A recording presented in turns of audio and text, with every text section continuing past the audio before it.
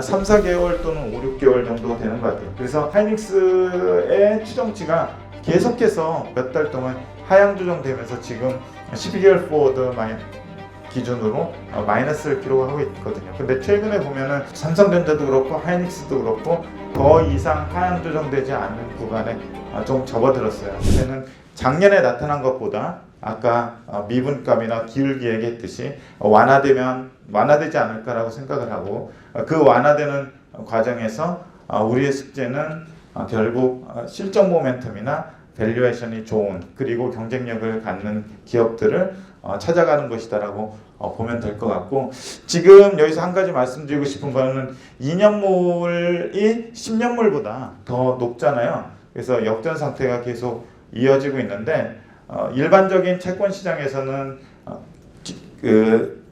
이 만기가 긴 채권이 더 금리가 높아야 되는데, 만기가 짧은 채권이 금리가 더 높은 역전 상태가 나타나고 있어요. 그 이유를 사람들은 이게 경기 침체의 전조라는 식으로 많이 얘기를 하고 있는데, 제가 말씀드리고 싶은 거는 팬데믹이라는 굉장히 특수한 상황을 겪었고, 그 특수한 상황 이후에 물가가 고공행진을 하고 있는 상황에서 정책금리를 굉장히 높여야 되는 과정이 지금 계속 이어지고 있는데, 기본적으로 정책금리의 영향을 받는 것이 짧은 만기를 가진 금리예요. 2년물인데 요 2년물이 정책금리가 계속 높은 상황을 유지하는 한 잘 떨어지지 않는 건 맞을 거고요. 그리고 10년물 같은 경우는 물가하고 경기 상황을 반영을 하는 시장 금리이기 때문에 이것들이 상당 기간 동안은 정책금리의 영향을 받는 2년물하고, 그리고 경기하고 물가의 영향을 받는 10년물하고 이 시장이 좀 분리가 되면서 따로 움직일 수밖에 없는 상황이 이어질 수밖에 없어요. 지금 팬데믹이라든지 팬데믹 이후라든지 과거에 일어나지 않았던 특수한 경험을 하고 있기 때문에, 그래서 제가 드리는 말씀은 경기 침체의 전조가 장단기 금리 역전이었다라고 하는 과거의 역사적 사실은 인정하지만, 그럼에도 불구하고 과거에 없었던 이런 특수한 상황이 진행되고 있다는 것도 인정을 해야 된다. 그래서 지금 이 정단기 금리 역전이 반드시 침체를 가져오리라고 단정짓는 것은 조금 확대 해석이다. 그래서 이렇게 보고 있습니다. 그리고 그 증거로는 계속해서 소비 지표하고, 어제도 이제 PC가 나왔지만 앞에 그 소매 판매 지표도 나왔고, 소매 판매 지표나 PC나 그리고 또 다른 경기 지표, 특히 이제 고용 지표를 볼 때 지금 섣부르게 언제부터는 뭐 침체에 이른다, 언제부터는 뭐 더 그 침체로 인한 기업 실적이 하락한다, 그래서 주가 급락이 온다, 이렇게 단정하는 건 너무 경솔한 판단이라고 생각을 하고 있고, 계속해서 리비전된 수치들이 1월에 계속 발표가 되면서 약간 혼란스러운 상황이 되고 있지만, 2월, 3월 그리고 정책금리가 있는 그 FOMC 미팅, 결정할 FOMC 미팅, 이런 것들을 계속 지켜보면서 가야 된다라고 생각을 하고 있고, 매크로 쪽은 그런 정도로 좀 정리를 하면 되지 않을까 싶습니다.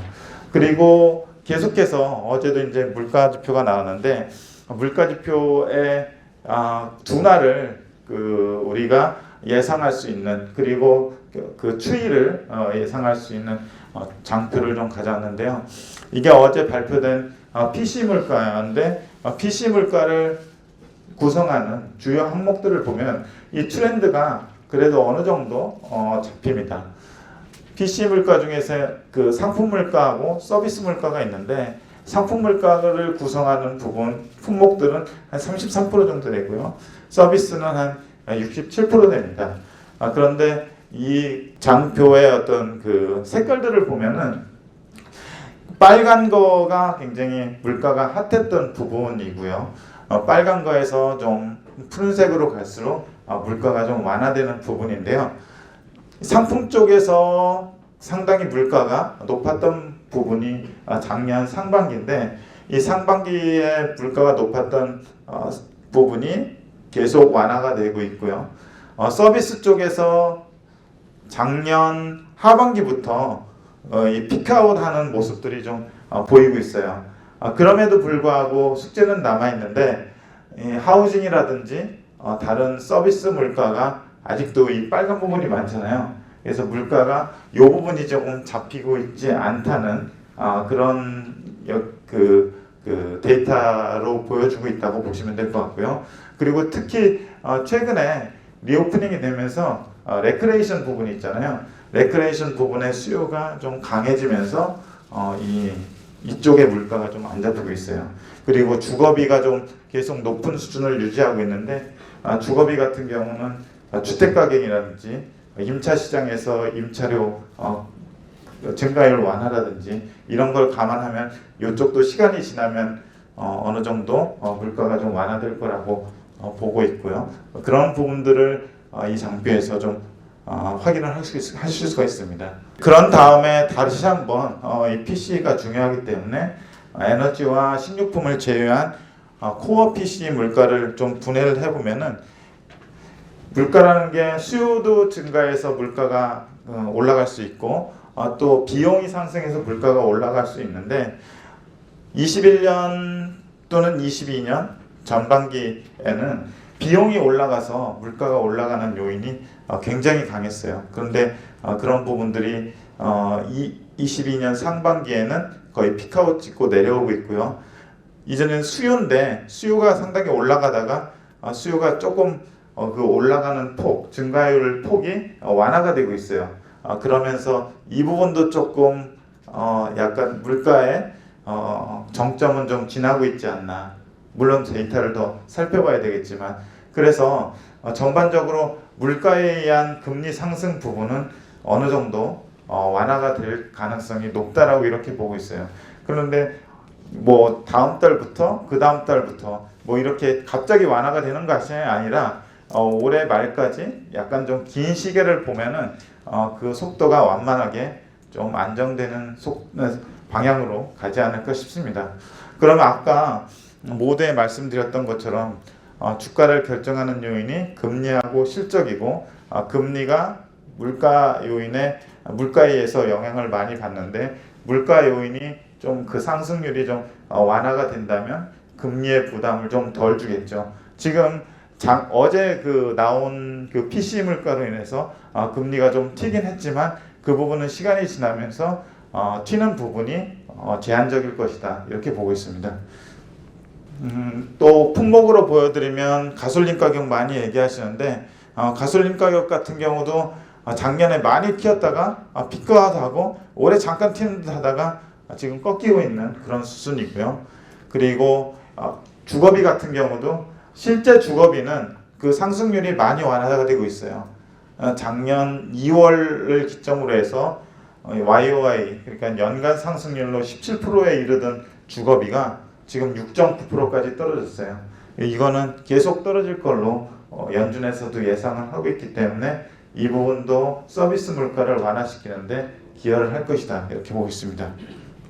그리고 PMI라는 지표가 있는데 기업의 구매 담당자가 실제로 물건을 사올 때 지불하는 물가지수거든요.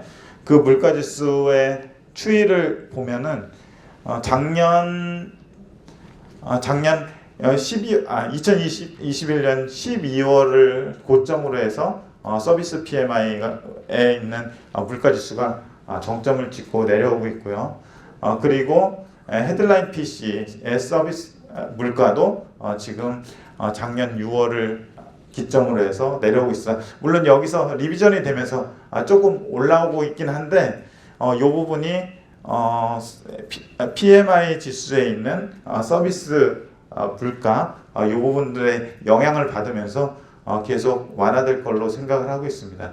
그래서 이 부분이 이제 구매자가 물건을 사올 때 지불을 할 거잖아요. 그걸 이제 실제로 소비자들한테 파는 가격에 파는 부분에 이제 전가를 할 건데 약간의 시차가 발생하면서 먼저 바텀아웃하고 그 다음에 먼저 피크아웃하는 그런 모습을 보이고 있어서 이 방향성대로 PC도 가지 않을까 그렇게 생각을 하고 있습니다.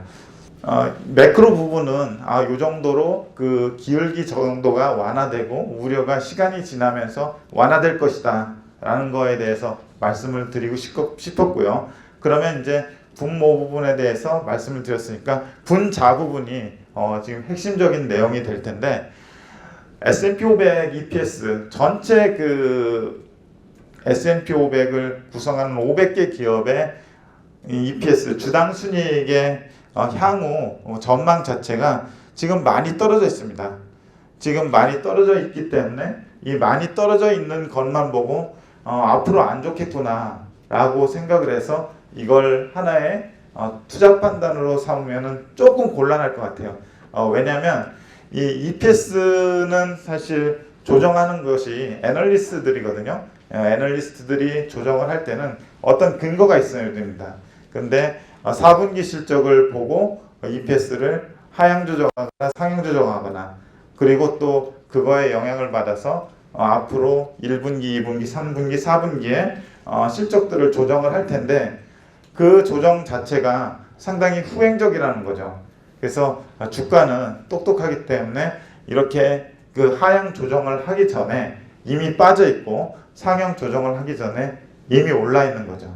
그래서 그러한 메커니즘을 생각하면은 우리가 지금 여기서 신경 써야 될 것은 이 지금 그 하향 조정된 EPS가 아니라 이 하향 조정된 EPS가 더 이상 떨어지지 않는지, 그리고 올라갈 수 있는 어떤 모멘텀이 어느 정도 되는지를 판단하는 게 굉장히 중요할 것 같고요. 4분기 실적이 다 끝난 상황에서 거의 다 마무리된 시점에서 지금 제가 보기에는 거의 실적 바닥을 확인하는 과정이 이어지지 않을까. 그 와중에서도 좋은 기업들과 나쁜 기업들의 차별화가 있을 것이고, 우리는 그 실적 모멘텀이 세게 나올 것 같은 기업들을 선별하는 게 핵심 관건이 될 것 같습니다. 한 달에 2, 3조의 파생 상품을 과거에 매매를 하면서 정말 실전 투자를 하기 위해서 박세익 전무가 쉽게 풀어주는 차트의 정석이라는 강의를 준비했고요. 차트의 정석 1,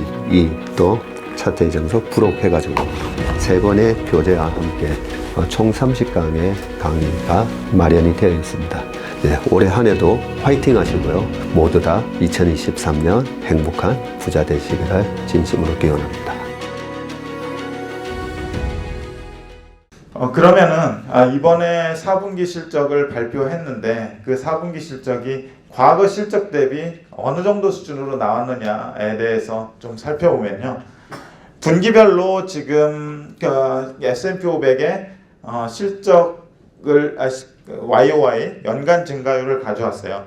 연간 증가율을 이렇게 보면은 특히 2020년도 코로나 시기에 실적들이 굉장히 좋았었죠. 그런 다음에 2021년, 22년으로 가면서 실적의 증가폭이 좀 감소하는데, 여기서도 역시 실적 자체가 증가율이 언제까지 감소할 것이냐, 여기서 더 감소할 것이냐, 아니면 턴어라운드 할 것이냐, 이게 핵심 이슈가 될 건데, 지금 보면은 22년 4분기에 실적을 거의 발표를 한 시점에서 보면은 2022년 4분기에 분기별 실적이 YOY, 그러니까 전년 대비로 1.3%밖에 증가하지 않았어요. 이 얘기는 과거 한 5년치를 봤을 때 8.6% 정도 분기별로 전년 대비 이익 증가율을 보였는데, 이번에는 1.3%밖에 안 보였어요. 딱 보기에 굉장히 안 좋은 실적으로 가고 있다는 게 감지가 될 텐데, 여기에서 더 안 좋아질 거냐, 아니면 여기에서 턴어라운드 할 거냐 라고 볼 때는 시장에서는 지금 1분기 정도에 턴어라운드 할 거로 1분기 정도에 바닥을 찍고 2분기, 3분기, 4분기로 갈수록 턴어라운드 할 거로 보고 있어요. 이 전망치가 사실은 한두 달 전에는 4분기, 22년 4분기에 실적이 바닥을 찍고 1분기부터 턴어라운드 할 거로 봤었어요. 그런데 딱 22년 4분기 실적을 까보니까 1분기도 더 실적이 안 좋아질 수 있겠구나 라고 애널리스트들이 보수적으로 지금 전망을 하고 있는 거죠. 실제로 22년 올해 1분기 실적을 발표할 시점에 이 낮아진 그 추정치를 상회하지 못하느냐가 더 관건이 될 것 같은데, 이미 실적의 그 전망치를 하향 조정해 놨기 때문에 투자자들 입장에서는 이 하향 조정된 전망치를 보면서 지금 실적이 나쁘니까 앞으로도 주가가 나쁘겠구나 라고 생각하기보다도 이 하향 조정된 추정치를 상회할 수 있는 섹터와 종목을 고르는 게 관건이라고 할 수 있겠습니다. 그러면은 그 전체적으로 통합된 S&P 500의 이익 추정치가 이렇게 되고 있는데, 이거를 각 섹터별로 분해해 보면 어떤 현상이 나타날지 상당히 재밌는데요. 앞에서도 그 주가의 차별화가 나타났었잖아요. 근데 여기에서도 역시 주가를 결정하는 핵심 팩터인 이익의 차별화가 조금 나타나고 있습니다. 보시면은 경기 소비재하고 금융하고 산업재, 그리고 커뮤니케이션 서비스, 유틸리티, 요 정도까지 한 자릿수 후반에서 두 자릿수의 이익 성장률을 올해 기대를 하고 있고요. 그리고 나머지 에너지나 소재나 헬스케어, 이런 쪽은 올해 감익을 보고 있어요. 그래서 감익 폭이 얼마나 되느냐에 따라서도 핵심 요소가 될 것 같은데, 어쨌든 우리의 그 포인트는 여기에서 지금 그 작년에 안 좋았던 경기 소비재나 금융이나 산업재나 커뮤니케이션, 그리고 IT 쪽에서도 아까 반도체 쪽에 주가 상승이 크게 나타났었잖아요. 뒷장에 이제 반도체 섹터를 대표하는 필라델피아 반도체 지수의 주가하고 이익하고 밸류에이션, 이런 것들을 보여드릴 텐데, 결국에는 그 안 좋았던 섹터들의 모멘텀이 훨씬 더 크게 나타나지 않을까라고 싶습니다. 그래서 다시 한번 반복하지만 작년에 이제 가치 영역이나 그리고 경기 방어 영역이 선방하는, 그리고 다른 섹터들보다 좋은 그런 부분들이 있었다면, 올해는 성장 영역이나 경기 민감 섹터의 선방이 저희들은 좀 더 유리할 거라고, 그 방향성이 그렇게 갈 거라고 생각을 하고 있습니다. 밸류에이션 많이들 얘기하시잖아요. 지금 밸류에이션이 뭐 역사적 뭐 평균에 비해서 높다 낮다 이렇게 얘기를 하시는데, 아까 잠깐 보시면은 지금 EPS가 이렇게 돼 있잖아요. EPS가 이렇게 돼 있고 주가는 이거에 좀 더 선반영해서 좀 올라 있고, 주가가 막 요 정도로 올라 있다면 EPS는 굉장히 낮은데 주가는 좀 높은 상태면 PR은 굉장히 높아 보이겠죠. 이게 사실은 그 사이클의 변곡점에서 나타나는 현상인데, 하이닉스의 PER이 지금 나올 거야 안 나올 거예요? 나오지 않거든요. 왜냐하면 하이닉스의 향후 12개월 EPS는 지금 마이너스 추정돼 있기 때문에. 근데 주가는 계속 굉장히 단단하고 견고한 상황으로 올라가 있잖아요. 그러면 하이닉스의 PER이 지금 엄청나게 과대평가되어 있기 때문에 굉장히 비싼 것이다 라고 해야 될 것이냐 라고 할 때 그렇지 않다는 거죠. 왜냐하면 그런 사이클 섹터의 대표적인 종목들 같은 경우에는 주가가 이 바닥에 먼저 선반영해서 바닥을 찍고, 피크 역시 마찬가지고요.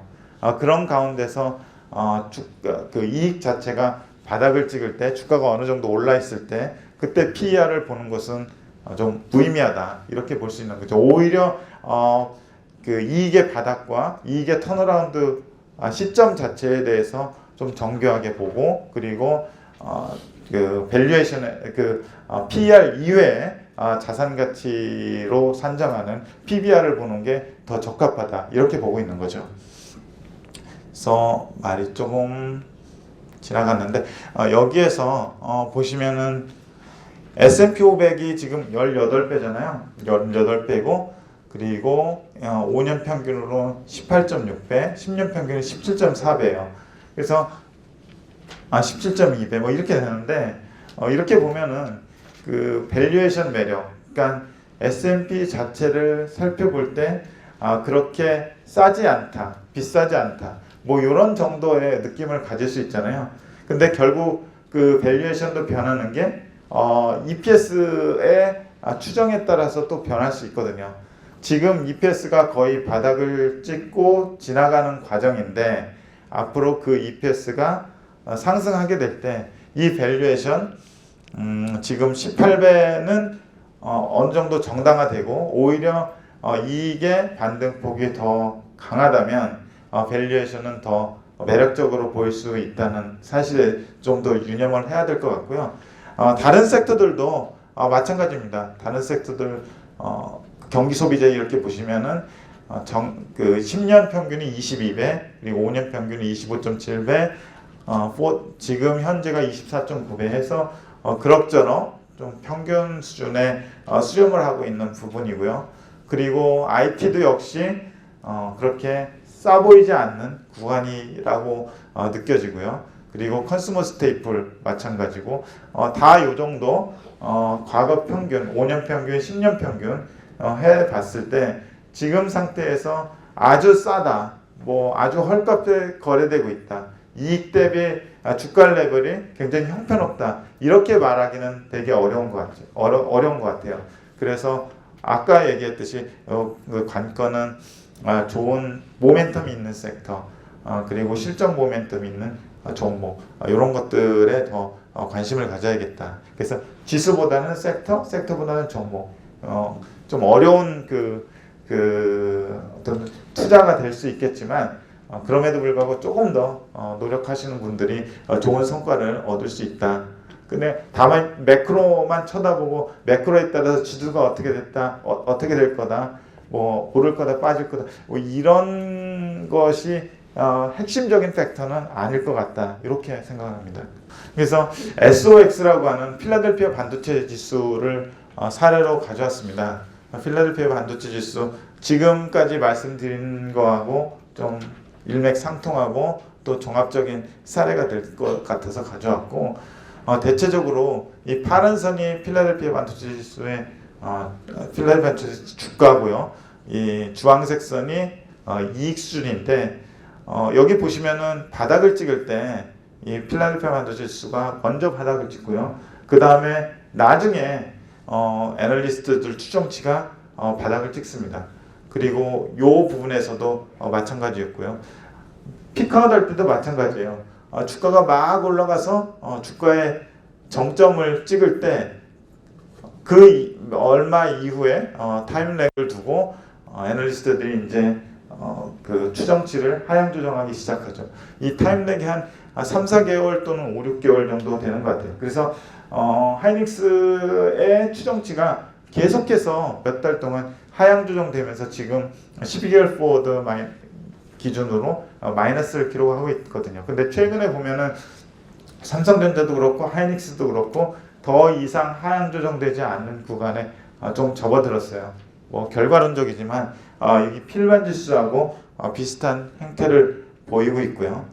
그리고 여기에서도 필반 지수가 22년 10월 달 정도에 바닥을 찍고 여기 그 12개월 포워드 EPS 이익 부분이 얼마 전에 바닥을 찍었습니다. 그래서 굉장히 신기하지 않아요? 그러니까 이게 그 사이클을 가지고 있는 섹터의 메커니즘인데, 다만 이제 이 12개월 포워드 EPS 이익 부분만 가지고 지금 안 좋으니까 앞으로도 안 좋아질 거다, 지금 좋으니까 앞으로 더 좋아질 거다, 이렇게 이런 어떤 그 메커니즘으로 투자하는 거는 이런 사이클 산업 투자에 어떤 오류를 범할 수 있다. 이걸 좀 말씀드리고 싶었습니다. 그래서 현재 실적보다는 향후 실적 모멘텀, 최근에 모멘텀이 하나 생겼잖아요. 챗 GPT라고 하는 모멘텀이 하나 생기고, 엊그제 또 엔비디아 실적 발표에서도 보듯이 AI에 대한 향후 성장 가능성에 대해서 좀 높이 평가하고 있고요. 이런 부분들이 향후 반도체 섹터의 어떤 내러티브를 제공하면서 그 내러티브에 숫자가 더해질 때 더 배가 될 주가가 좀 배가 되면서 올라갈 걸로 이렇게 보고 있습니다. 실적하고 밸류에이션인데요. 아까 실적이 바닥을 찍을 때는 밸류에이션이 되게 높아 보일 수밖에 없어요. 이게 실적이거든요. 파란 선이. 그러니까 PER이 굉장히 높죠. 이미 주가는 여기에서 미리 상승한 상태니까. 그리고 여기에서도 마찬가지예요. 실적이 바닥을 찍을 때 주가는 밸류에이션 굉장히 높아 보이죠. 그리고 여기에서는 이제 반대의 경우죠.